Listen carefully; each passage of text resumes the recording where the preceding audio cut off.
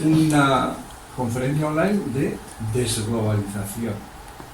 Y digo, de repente ya no es la globalización, nos vienen con un nuevo término, y como no me pude conectar por cuestión de trabajo y me dejé cargada y se durmió, pues me quedé con las ganas de qué discurso había ahí.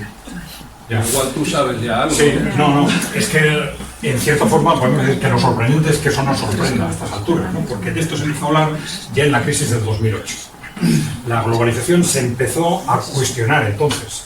De hecho, no terminó, pero empezó un proceso de posglobalización en el ámbito financiero, que es uno de los ámbitos de la globalización.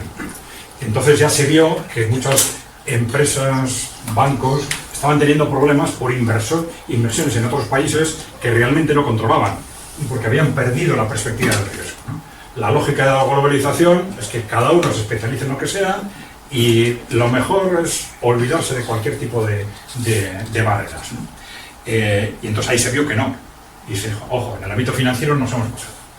Y de hecho, viendo las cifras, a partir del estallido de 2008, la globalización financiera ha ido reduciéndose. Entonces ya estamos ahí en un proceso de desglobalización claro en el ámbito financiero. Pero luego tenemos la globalización en el ámbito, vamos a decir, económico, comercial, etc. Y ahí en la propia crisis del 2008 se empezó a hablar, y esto también fue sorprendente, se empezó a criticar en concreto a China y a Alemania por ser demasiado exportadores.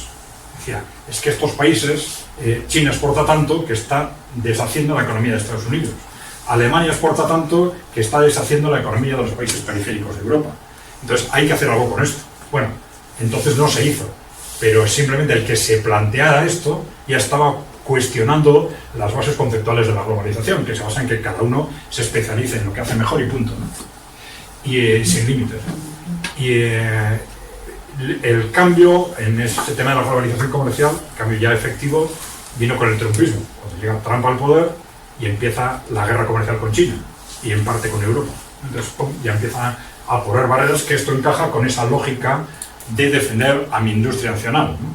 Ese America First, es decir, ojo, nos hemos preocupado mucho de controlar el mundo, esto ha sido muy interesante para las multinacionales, pero ha destruido nuestra industria. Entonces, si realmente, como se dice, son intereses de la industria nacional los que están detrás de Trump, pues bueno, tiene mucha lógica eso que estaba haciendo.